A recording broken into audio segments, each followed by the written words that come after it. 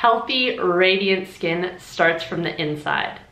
The foods that we eat and don't eat can have a big impact on our skin and hair.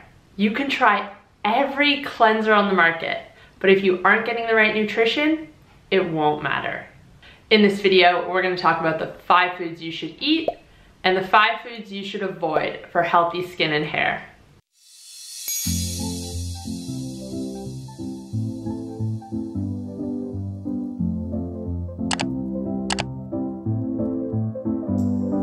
Hey guys, welcome back to my channel. If you're new here, my name's Kate. I'm a health coach. I post videos on a high-fat, nutrient-dense way of eating. If you like this video, give it a thumbs up and make sure to click subscribe. So we're mainly gonna focus on skin today, but hair and nail health, they all go hand in hand. First up, we have bone broth. Healthy skin, hair, and nails isn't just about the nutrients that you're eating, it's more about the nutrients that your body is actually absorbing. Most people have intestinal permeability, also known as leaky gut, to some extent. And I'm gonna get into this a little bit later in the video, but basically this prevents us from absorbing nutrients properly.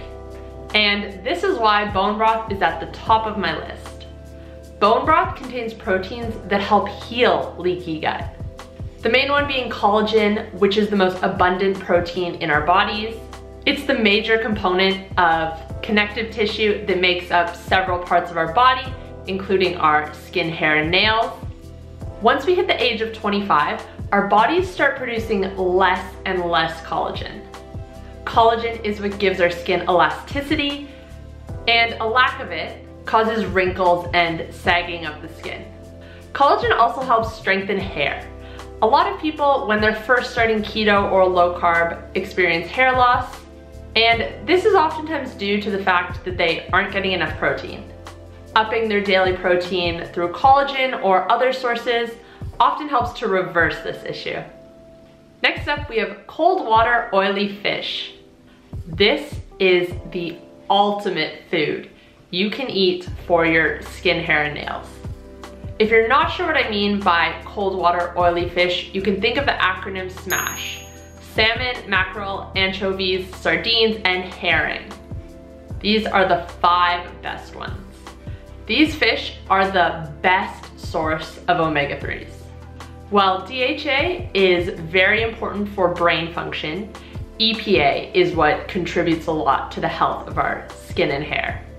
It plays an essential role in both the structure and the appearance. As we age, the top layer of our skin thins and holds less moisture. EPA helps our skin retain water, which helps keep it moisturized and soft. And it does pretty much the same thing with our hair. It moisturizes it and keeps it from becoming dry and brittle. So that's the omega-3 component from fish. But these fish are also a great source of vitamin D. Now, when we think of vitamin D, we oftentimes think of the sun, and that really is the best way to make vitamin D. I would recommend going outside and getting it that way, but of course that's not an option for everyone, and that's not an option year-round. So when we can't get it from sun, we have to turn to food. It helps regulate cell growth and repair. It also optimizes the skin's immune system and helps destroy free radicals that can cause premature aging. And these fish are also a good source of vitamin A in its active form. And I'm gonna touch on that a little bit later with one of the other foods. So next up, we have meat cooked on the bone. So any meat that is cooked this way is gonna contain collagen. As we mentioned before, as we age, our bodies start producing less and less, so it's really, really important that we get it in through diet. Meat also contains vitamin A in its active form, which is retinol, and this is different from the plant form of vitamin A, which is beta-carotene. Basically, when we get it from plants, our bodies have to convert it to retinol to be able to use it, and we're not very good at this conversion. Retinol stimulates cell production and growth, so this means the growth of our skin cells, hair cells, nail cells, everything. And like vitamin D, it helps fight off free radicals. These free radicals break down our collagen and cause us to age faster.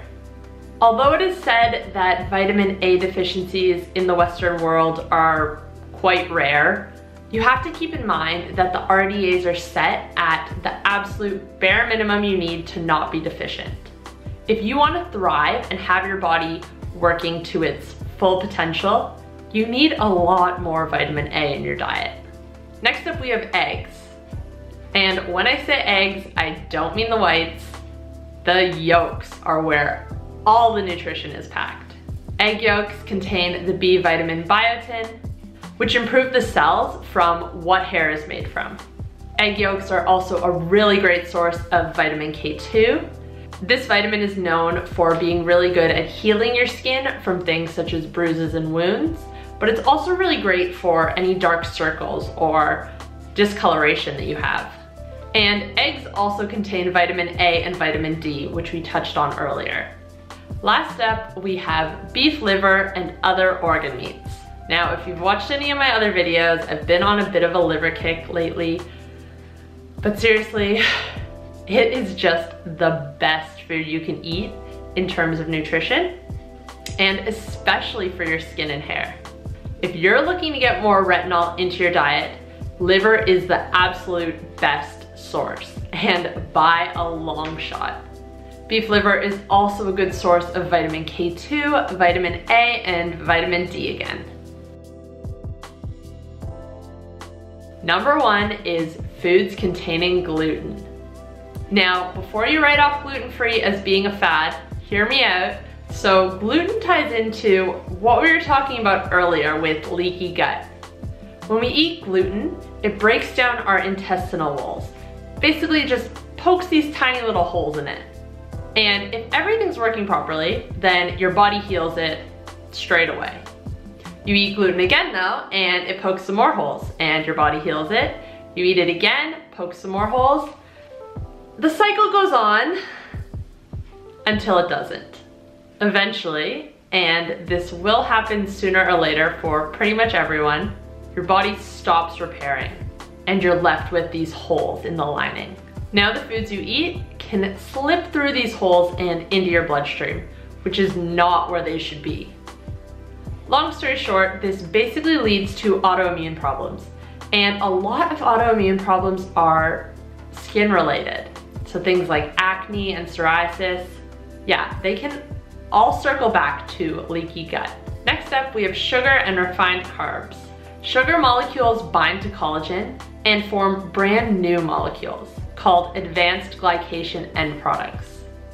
This process is known as glycation, and because these molecules are binding with collagen and not allowing them to function properly, this leads to premature aging.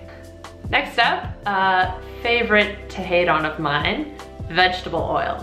Now, these oils don't really come from vegetables at all. They're things like canola, soybean, corn oil, rice bran oil. Basically, a lot of these oils are really, really high in omega-6s. And when we get too many omega-6s in the diet and not enough omega-3s, this leads to inflammation. And on top of that, heating these oils leads to free radicals, which, as we discussed earlier, lead to more inflammation and premature aging. Soy is the next one. Soy contains phytoestrogen, and phytoestrogen mimics the hormone estrogen, but our bodies can't tell the difference and still absorb it, thinking it's estrogen. As you can imagine, this disrupts our hormone balance, and hormonal imbalances are associated with cystic acne. And last up, we have dairy. So this is one that might affect some people a lot more than other people. I personally eat dairy, and I don't find that it affects me at all. There are some studies showing a link between dairy and skin issues, but the data is pretty weak. That being said, there are lots of anecdotes of people consuming dairy and getting acne almost immediately. Thanks guys for watching. Let me know in the comments down below if you have eliminated or added any of these things to your diet and if you saw a difference. Thanks for watching. I'll see you next time. Bye guys.